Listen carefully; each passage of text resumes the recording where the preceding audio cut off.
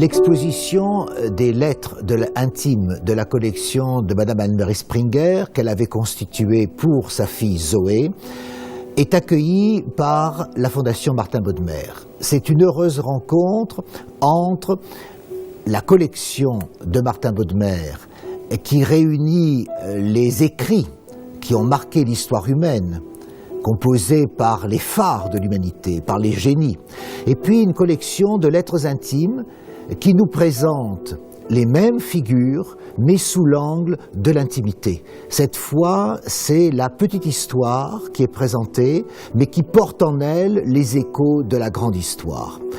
La collection, ainsi exposée, est répartie selon un certain nombre de thèmes qui permettent de mieux comprendre les différents aspects de cette intimité. Ce sont par exemple et en priorité les lettres d'amour entre des grands écrivains, George Sand, Flaubert, Chopin, Céline, et puis d'autre part des correspondances d'artistes ou d'écrivains, Van Gogh, Daudet à Zola, autre exemple. Le troisième thème, ce sont aussi les échos de l'histoire.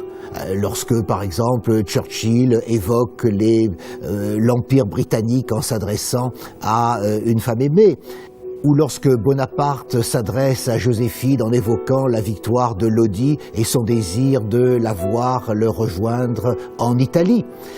Nous avons également comme autre thème la vie quotidienne et familiale. C'est Darwin évoquant cette sorte de nurserie où les enfants courent dans tous les sens, perturbant son travail. C'est Théodore Monod expliquant à sa filleule comment se présente la situation au Sahara et en Algérie, et accompagnant de dessins la lettre qu'il lui adresse pour lui révéler ces merveilles de l'Afrique.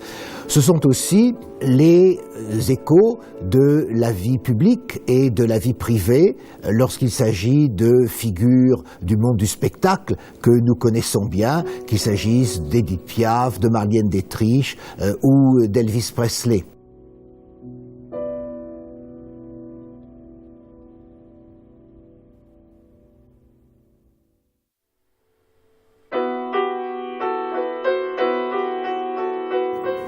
Les lettres de prison présentent par exemple la lettre du marquis de Sade emprisonné à sa femme en deux écritures, l'une en clair où il la tutoie l'accompagnant de mots affectueux, et l'autre en encre sympathique qui se révèle ensuite et qui la vouvoie avec cette fois une certaine manière de la rudoyer, voire de l'insulter.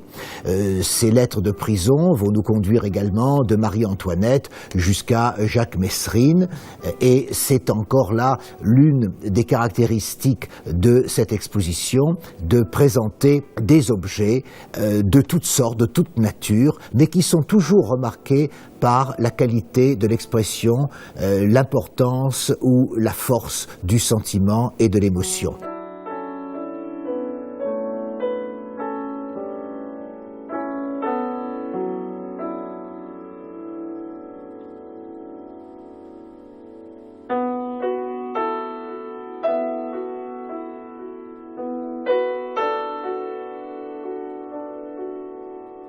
Ce qu'il y a également d'émouvant dans cette exposition tient au caractère éphémère de lettres intimes qui s'adressent à des membres de la famille ou qui s'adressent à une personne aimée. Bien sûr, il y a des auteurs qui écrivent dans l'esprit de continuer à construire leur gloire littéraire, leur production littéraire, comme ce peut être le cas de Gide ou après tout de Malherbe. Mais ces lettres sont faites malgré tout pour disparaître et être détruites. Il faut donc saisir chacune des lettres de cette exposition comme un petit miracle qui préserve de l'oubli, de la destruction, de l'éphémère, ce qui a compté dans le cœur d'un homme ou d'une femme.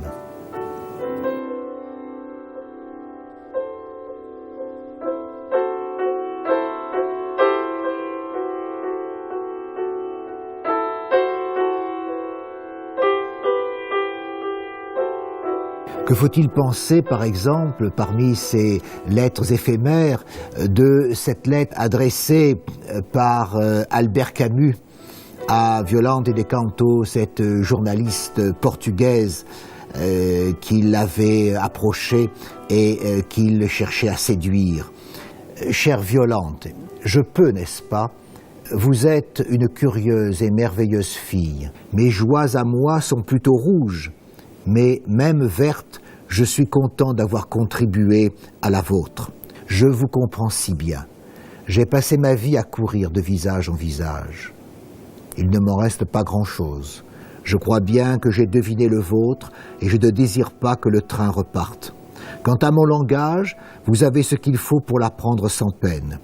Je crains seulement qu'il soit terriblement simple et qu'il n'ait pas de quoi vous satisfaire assez. Je vous regardais vivre, moi aussi. J'hésitais, moi qui porte tant de complications devant vous, si jeune et si vrai. Mais quoi, puisque de toute évidence nous allons nous revoir, je vous attends.